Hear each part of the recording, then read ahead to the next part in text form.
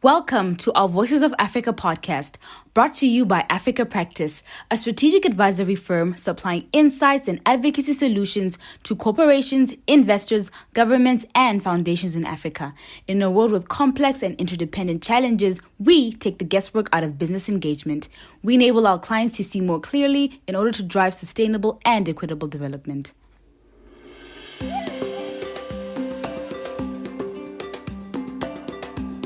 Hello and welcome to this edition of Voices of Africa.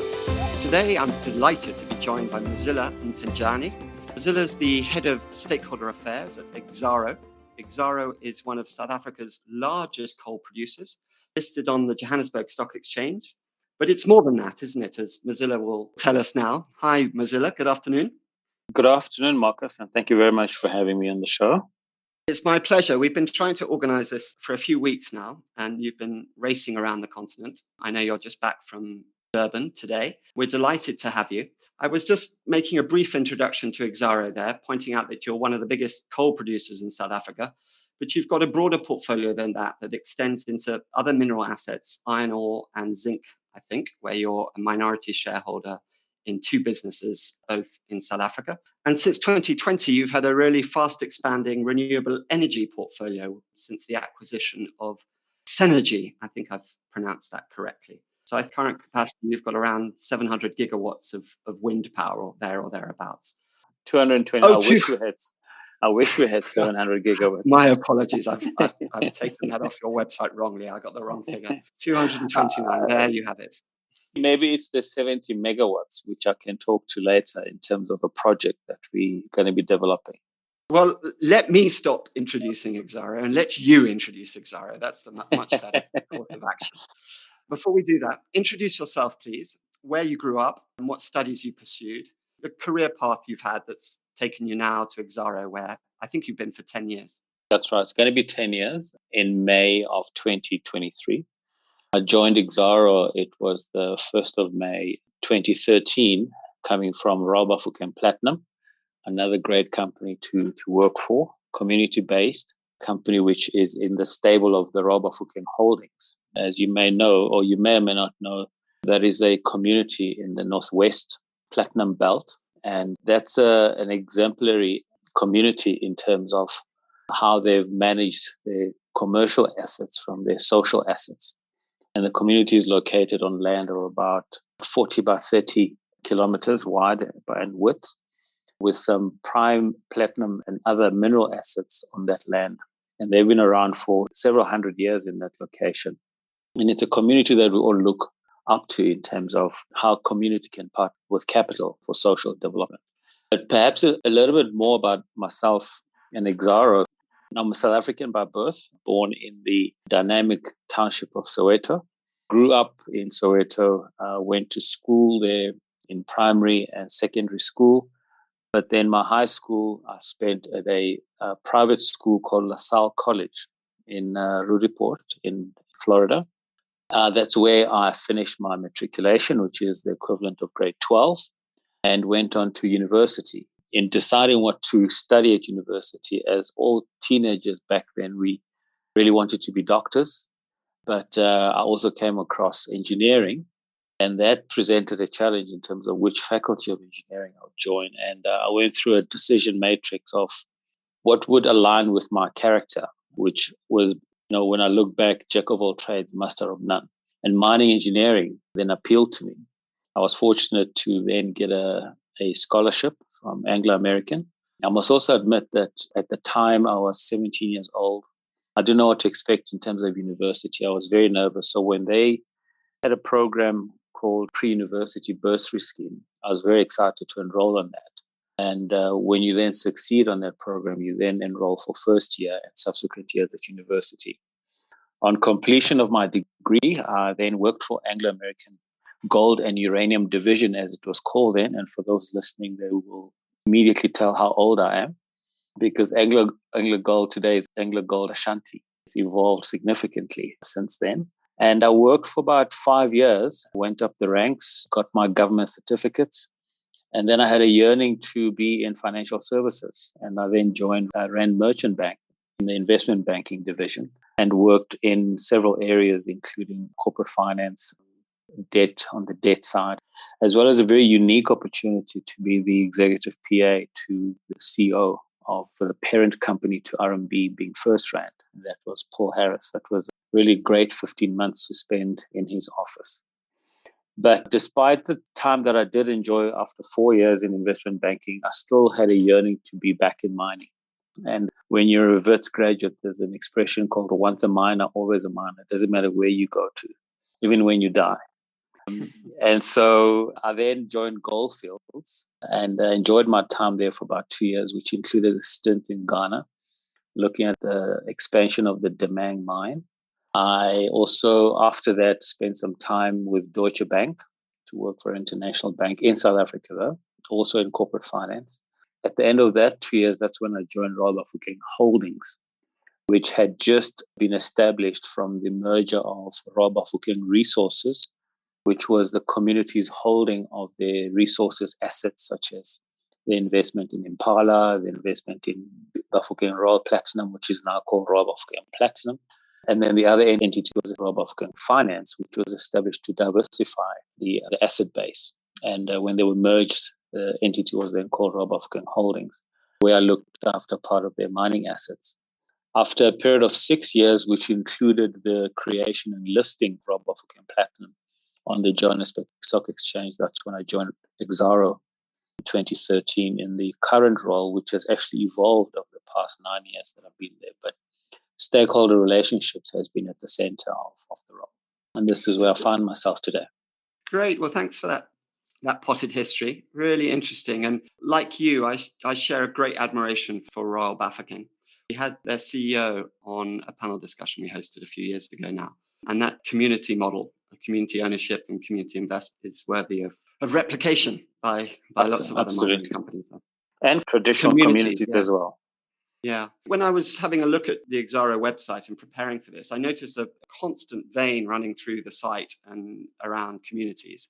It's obviously a vitally important consideration in the whole of South Africa's energy transition and the decarbonisation plan that the government has set out. It's very much about a just transition. So yes, the imperative to decarbonise, but to do so in a way that has consideration for social justice.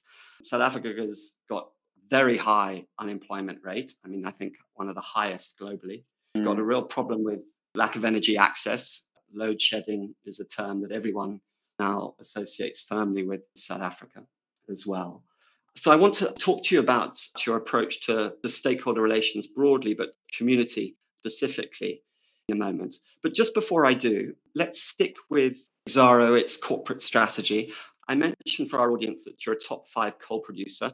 Coal is, as all of our audience know, everyone knows now, one of the single largest sources of global temperature increases. It's a real imperative for humanity to reduce our dependence on this commodity, on coal, and for all the reasons that we know. You as a business have committed to a transition to diversify away from coal. I mentioned the acquisition that you've made in the renewable energy company, full ownership now, and those wind projects that I got the megawattage wrong for, and you were able to correct me. But tell us about that energy transition and how you manage that, what the timetable is, and what the future looks like, 2030 being an obvious milestone for Paris, but 2050 too.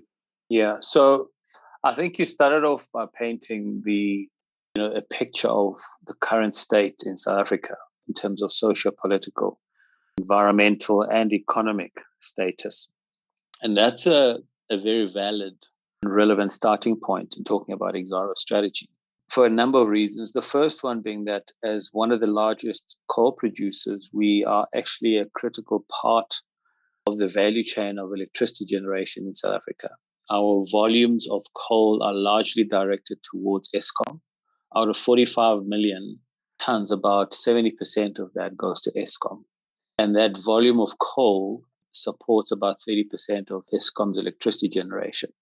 And why that is important is that a strategic decision that we make as a company to transition away from coal has to consider the social and economic impact of that transition. And so it's one that we are embarking on in a very, very careful and very responsible way. And the manner in which we've gone about it was firstly, I think, the foresight of our previous founder and CEOs, recognizing the changes that they were seeing in Europe already, in Germany, which, Europe recently has become a 30% market share in terms of our supply of coal as a result of the energy crisis. This goes back really? to Just in the last year.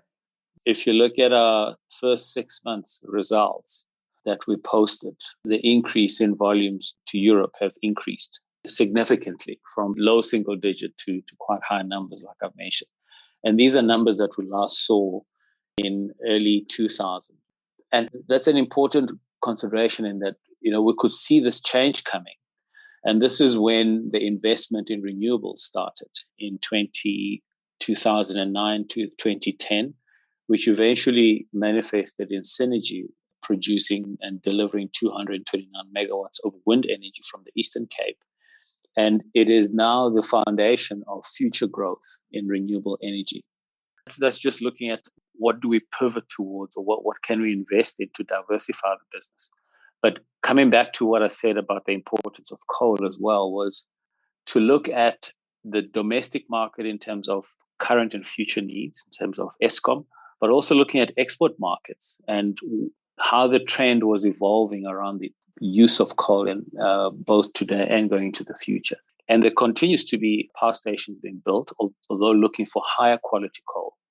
We then looked at our resources and reserves. And in actual fact, we decided that we are best positioned to continue to supply coal to both Eskom in terms of our long-term contracts, as well as supplying high-quality coal and changing the quality mix in order to supply our offshore customers. And that meant that we would be the last man standing. And by higher quality coal, I mean it's coal that has less impurities, much higher energy content than what you would find for instance, for the Eskom coal, which is built around a specific technology that takes a specific coal. So does that mean you have early retirement of the less good quality assets? Is that? That's right. Yeah. So the expression stranded assets is generally applicable. In this case, we specifically said that we needed to avoid putting high quality coal into that stranded asset category. And what gets left in the ground will be coal of a lesser quality, of which there isn't much. But, to the extent that we may need to continue with coal-based electricity, the coal is there. And that's an argument South Africa has always put, that we have vast resources of coal that we can continue to make use of in order to respond to our energy challenges.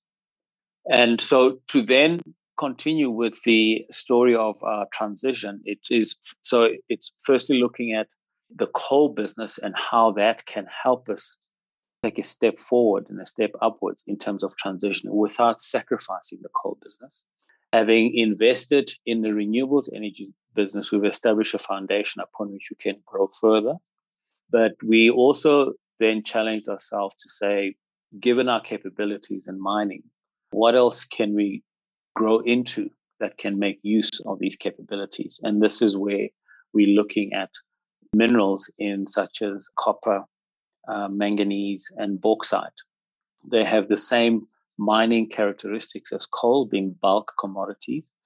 We believe that we can develop the necessary capabilities in terms of understanding the markets, using the knowledge that we've learned from coal in terms of our market to resource strategy.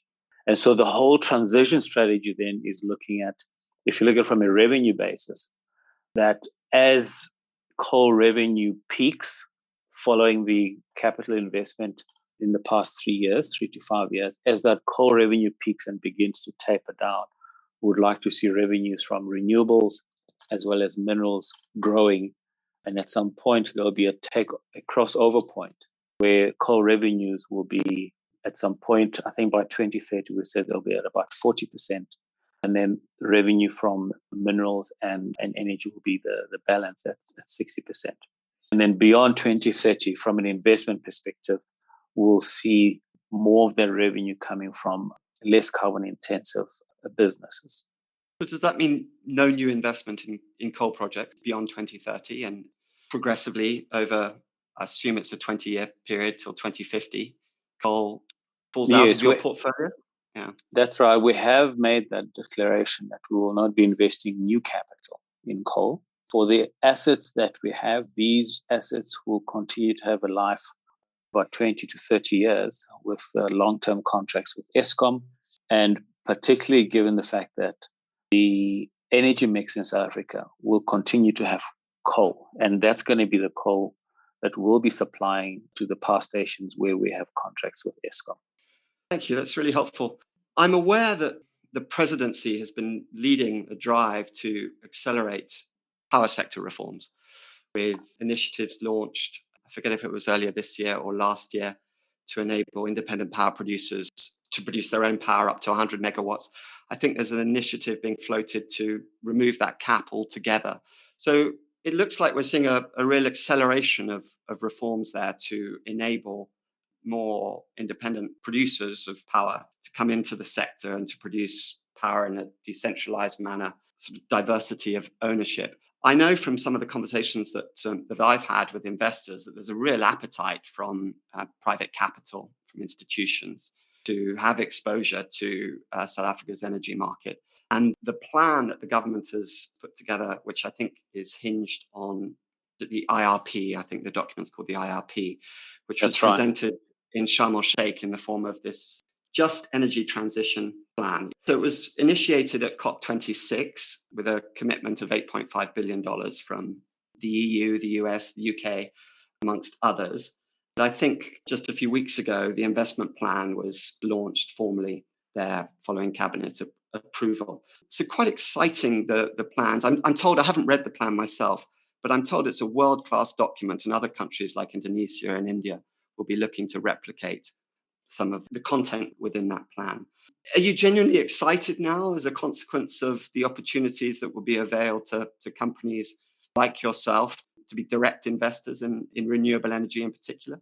No, we are. And in fact, our goal is to invest by 2030 to build up to about 1.6 gigawatts of renewable energy. Now, that's a lot of energy, and it's not a lot of time between now and 2030.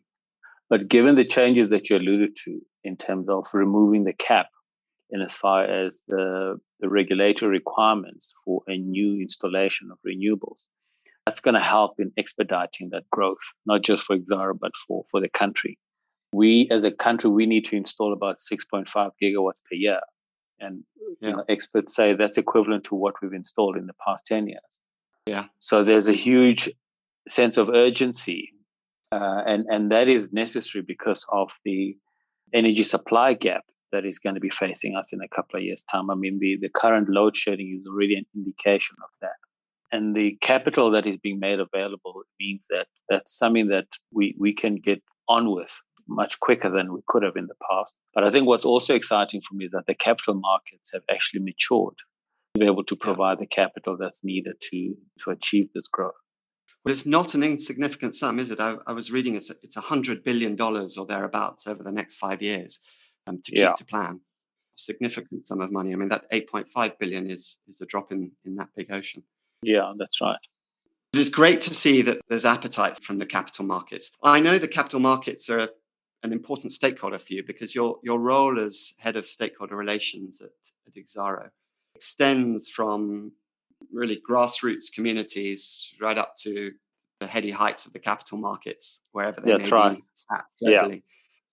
I wanted to speak to you about the capital markets, investor sentiment. We've touched on it a little bit in the context of the renewable energy opportunities and the regulatory reforms that are happening in South Africa.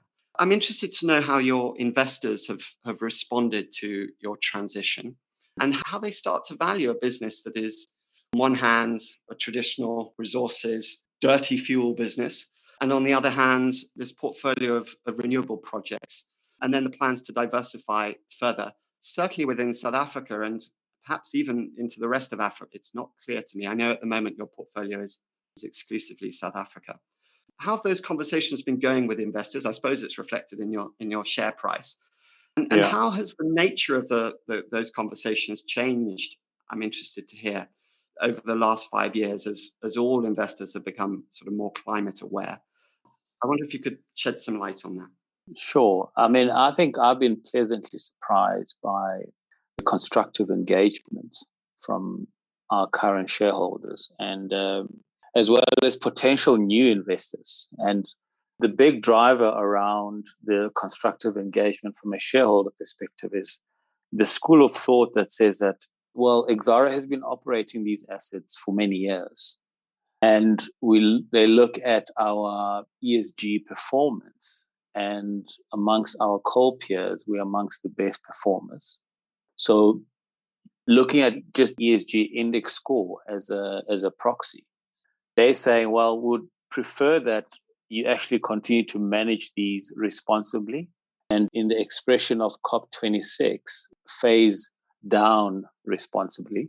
And that's a loaded expression, especially from we know how contentious that language is. Yeah, we know how contentious that language is. But from a South African perspective, I'm also alluding to the just transition, that an immediate closure of coal mine, given the significance of coal mining in South Africa, will lead to huge social devastation of social context and livelihoods and the economy. And so what investors are engaging us on is understanding what is our transition plan, over what period, what are our targets. So they're really engaging us to ensure that we make commitments to transitioning and stick to those commitments and are transparent in terms of communication of those targets and objectives. At the same time, investors are also looking for yield and return on investment, especially at a time when the US interest rates as a proxy for investment were as low as they were, and commodities was where you would get the yield that you're looking for. And Exxaro has been a dividend-paying company since its establishment. Our dividend yield is in the double-digit areas. So there's that consideration as well, and I think it works for both parties, the investor on the one hand and ourselves on the other, in terms of saying, well, we are having a conversation and we're all looking in the same direction in terms of what needs to be done from a managing of emissions and climate change. At the same time, we do need to make sure that we perform well as a business, continue to generate a return for investors, because we're actually on this long-term journey together, both starting off as a coal mining company and how we're going to be transitioning into a new company going into the future, and they will stick with us. So that's something that has been quite pleasing for me. You must feel under pressure each day to accelerate that transition, given the stigma that attaches today to coal. I wonder how you manage that in the communities. I'm thinking specifically around Mpumalanga, where you've got projects, and the Waterberg as well. As you mentioned earlier, big, sizable communities dependent on the mines that you operate there for jobs and livelihoods. Can you tell us a little bit more about the plan for those communities and the next generation of those communities? So there is pressure and there's urgency to transition as quickly as we can, but we have to balance that with immediate needs of community and country. From a community perspective, I think in the first instance, the conversations that we are having and the voices that we're hearing from our community is the need to address the issue of poverty and unemployment before we can even introduce the concept of climate change and the need to reduce emissions. Not to say that it doesn't come into the conversation, but it's not the first item on the agenda when we engage. Our responsibility as a company is to understand how climate change will manifest on communities that are, from a climate perspective, are severely vulnerable. And so the urgency is then actually how do we respond to their current needs, such that we then build a foundation where we can begin to have a conversation about the future and how climate change will manifest. And so sitting here today, I'm happy to say that the board approved our social impact strategy, which is looking largely at, firstly, how we shift the narrative, as I'd like to call it, in South Africa from poverty, unemployment, and inequality, which I take as a very passive and reactive narrative, to one where we need to talk about skills and capability, economic well-being, which then results in social progress and uplifting of people's dignity. I find that much more proactive and beginning to think of this is what we need to do to be able to ensure that we build a very good foundation for communities to be able to adapt to climate effects. And in different parts of the country, climate change will have different effects. We need to ensure that we build local businesses that will continue to thrive long after coal has stopped in another 10 to 15 years' time. And I think given where coal is at the moment, with the fortunes or misfortunes of the energy crisis, depending on which side you're looking at it, coal prices are trading quite high, providing for good profits, which must then be reinvested in new businesses, but also need to be invested in development of communities as well. Tell us about those reinvestments of the profits that you're making from these bumper prices in coal. Clearly, you've got a portfolio of wind power, and you spoke earlier about your ambitions to grow that. Are there other areas in the renewable space that you'll be looking at? I often say that what we call our sustainable growth and impact strategy has got a number of goals, about 5 goals, 2 of which in the first instance is about growth. We need to grow, and how we're going to grow will be in renewables as well as in new minerals, as I've indicated earlier, copper, manganese, and bauxite. The other important goal is decarbonization. And we are investing in the decarbonization as far as we can of the current business. So we're looking at decarbonizing a coal mine. And obviously that speaks to scope 1 and scope 2. Scope 1 in terms of the manner in which we operate the mines, from a fuel consumption, which is the largest emitter, given that we're an open cast mine, heavily mechanized.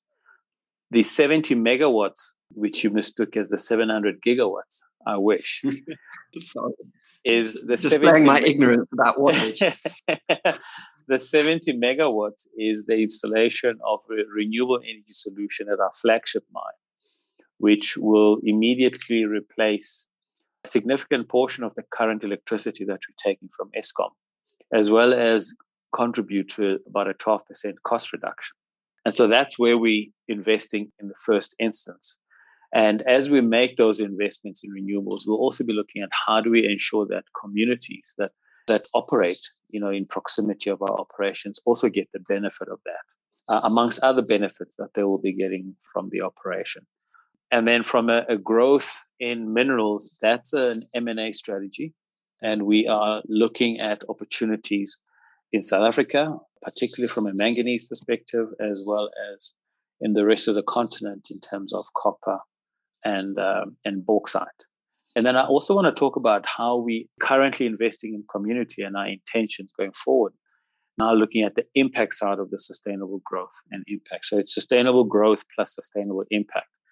And firstly, it's a deliberate choice of words in that sustainable impact is what will lead to sustainable growth. And that's going to be the philosophy wherever we invest, be it in a new acquisition in South Africa or anywhere else in the world where we may find opportunity, both in renewable energy and in minerals. And it will be impact, which is long-term, aligned to the life of the operation that we're going to be creating or investing in, and specifically looking at the needs of those communities and working in partnership with government in the first instance, who will have jurisdiction, as well as any other partners that can help in enabling an installation of an impact project at scale. That's great to hear. I want to delve a little bit onto community and partnerships specifically. One of the observations that I've made over the last 10 years is it's a really positive development in my view, is it's the proliferation of intersectional partnerships and intersectoral alliances. So collaborations between industry peers, between different sectors within industry, and with civil society and with government too. And it seems very clear to me that these type of partnerships, well constituted, well delivered, deliver far greater impact than any individual company can do on its own. You're also chair, I know, of the board of Impact Catalyst, and partnerships, PPPs for social impact is very much at the heart of the mission of that initiative. Tell us about that initiative, where Exxaro is a founding member, I believe, and you're the current chair. And tell us about the approach presumably drawing on your experience from Royal Bafokeng as well, about how you approach community engagement, community consultation, and making sure that community have a real say and a real stake in the project as you design them and then execute them. Oh, quite a mouthful there. I hope I'll be able to Sorry. talk Too to much. each of those points.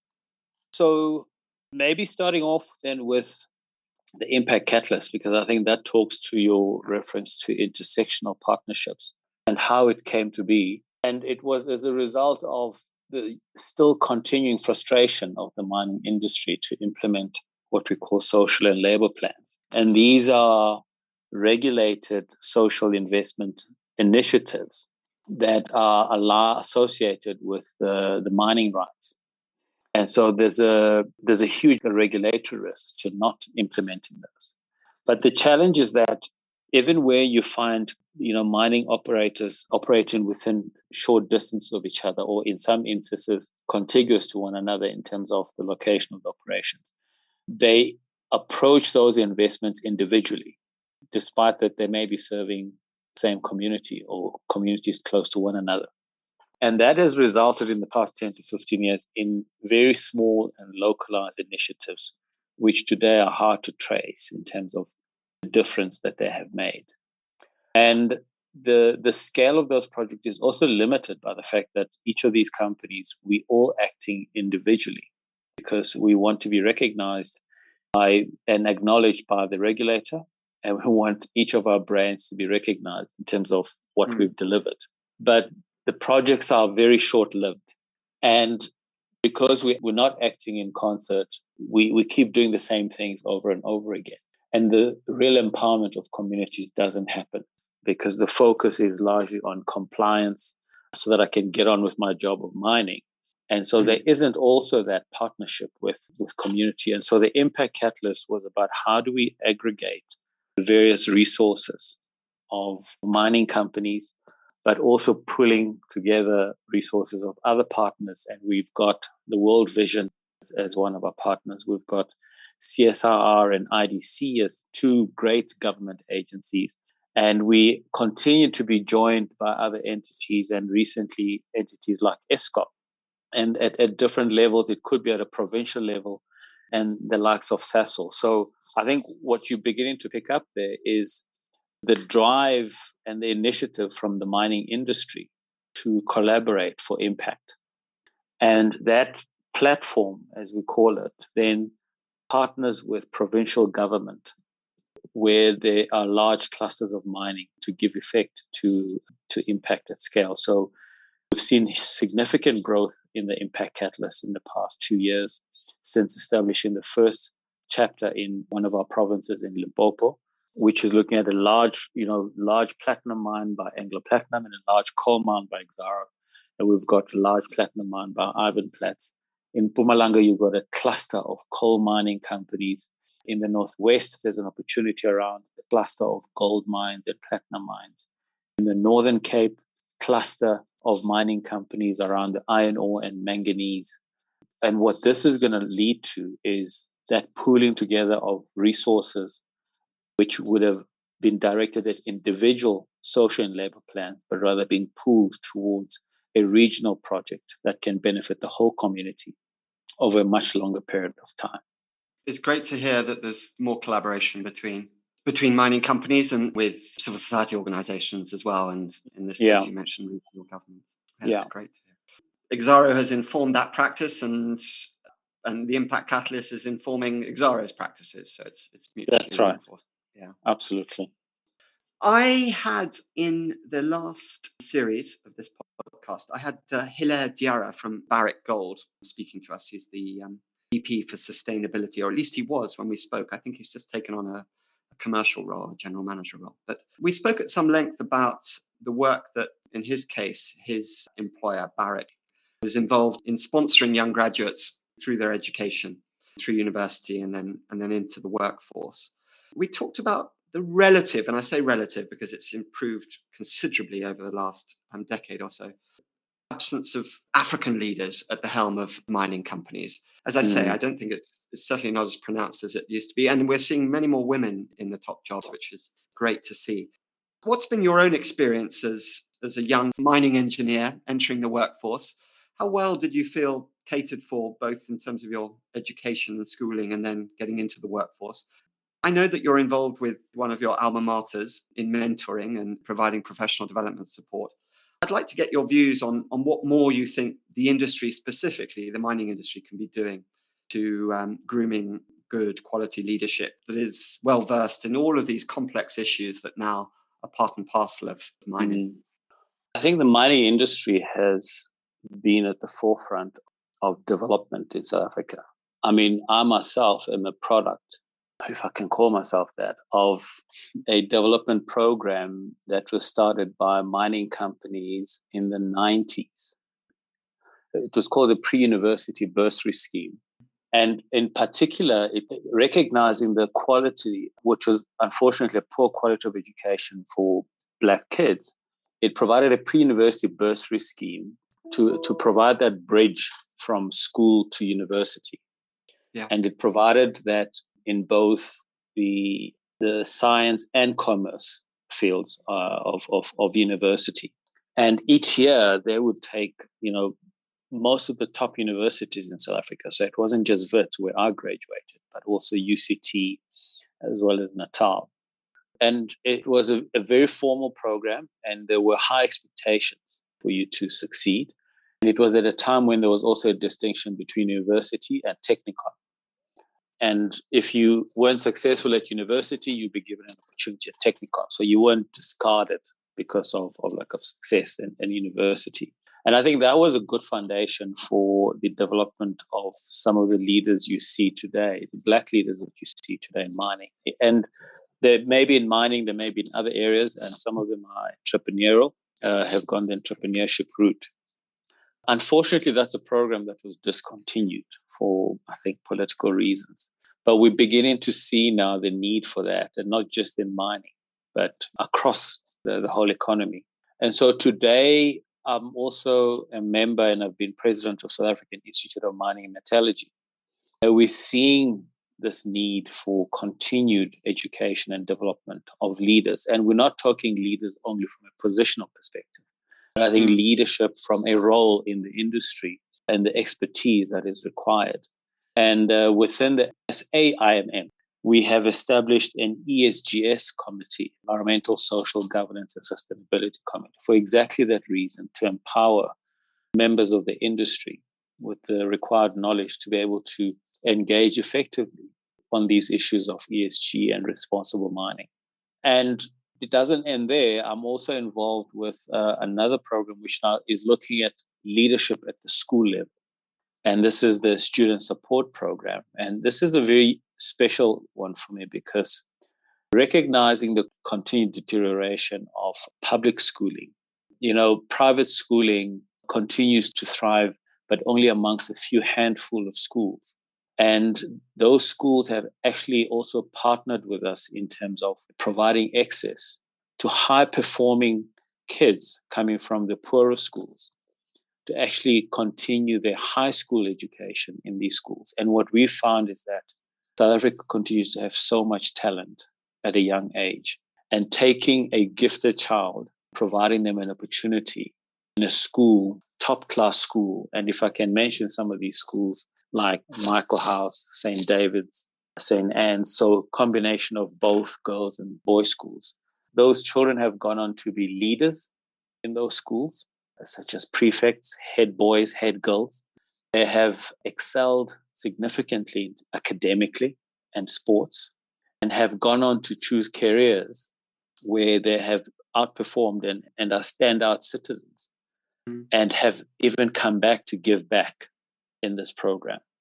And so what that has taught me is that, leadership is something that we need to start early from school, but it requires the right context for leadership development, such as what we're seeing in terms of, taking a child who's got the potential. They just need the right context for them to really unleash their capability and competency. And we've got many examples, and hopefully one day you'll be able to interview one of them. We've got many examples of these kids that have excelled, boys and girls. And I'll tell you what, the girls are kicking butt. The girls are I've kicking got butt. 2 girls of my own. They kick butt. So do I. I have 2 girls as well, and I think I can safely say they take after their mom in terms of intelligence. Thank you. Well, it's great to hear of those kids that you reference who've been performing so well in those great schools that you reference. Yes, it's a very big problem because the public education system in South Africa has deteriorated over the last decade, I think. Yeah. So more initiatives for collaboration between Absolutely. private schools and the public system, and opportunities for kids who wouldn't otherwise be able to access it to gain access to. And with digital technologies, there's so much more that private schools can do to avail some of their resources. Well, it's great to hear that. Yes, and you're passionate as you speak about that, so I'm pleased I asked you about that subject. We have one final question that we traditionally ask our guests, and I'm going to put that question to you now, if I may. I'm interested to hear what you're either reading or listening to, or any book that has inspired your worldview and that you'd like to recommend, Mzila. So one of the things I listen to quite often are podcasts, and I absolutely love, and there's several of them that I listen to. My favorite one is The Economist. And then I listen also to the McKinsey, the Strategy Room. But in terms of books, I haven't read a book the whole year since the last December. So thank goodness December's finally come upon us. And Don't feel guilty. I know how much reading you do in your role. So exactly. So most of my reading is really around just getting through the board packs and the exco packs, right? But I've just picked out 2 books that I'm hoping to read this holiday. The first one is Faith versus Fact, and it's probably an old book by Jerry A. Coyne, and I'm quite intrigued by that and looking forward to reading that. And then the other one is one that I got as a gift a while back, and I'm sure like many other listeners here, we all accumulate books with this hope that we'll have time on the beach to read them. So it's time to dust them off. So the second one is The Map and the Territory by Alan Greenspan. It's the first time I'm reading an economist book, so I can't wait to see how I feel about it and if I do finish it. But usually the good test of whether I'll finish a book is paging through it and seeing how it's written in terms of small print or large print. Well, to resign the small print, I can't read it any longer. Yeah. So with both of these, there's hope that I will finish them. Oh, that's great. Well, thank you for those recommendations. I'm a big podcast fan like yourself. I can recommend, and it's not a loaded recommendation, it's just genuinely very good quality with very good quality guests, but Bloomberg Zero podcast, which is around the energy transition.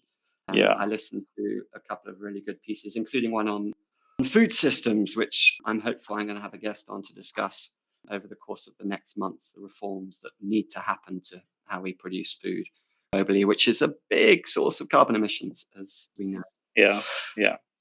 It's been fantastic to speak to you. It's been really great to get an insider's perspective on the complexities, the challenges, the trade-offs involved in a country as important as South Africa in its energy transition, and to hear how you're managing those trade-offs with that balanced portfolio and the commitments that you're making in diversifying the portfolio that you have. I wish you well on your journey. You don't need my good wishes. You're doing very well as a business, and the environment, I hope, is becoming increasingly conducive for you to continue with the acceleration of that transition plan in the way that we discussed, the energy sector reforms that are happening as we speak.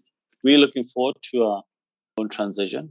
I think it's an exciting journey ahead. It won't be without its challenges, but I think we certainly are fit for those. Thank you for shedding light on the arc of a just transition. It was great to speak to you. Thank you very much, and all the best. Thank you for tuning into a Voices of Africa podcast this week. Voices of Africa is a forum where Africa's leading experts weigh in on cross-sectional topics affecting the continent. Experts share their views on how we can unlock greater value that will benefit industry, government, and communities. For more of our insights, visit our website or subscribe to our weekly newsletter, Views on Africa, in the description.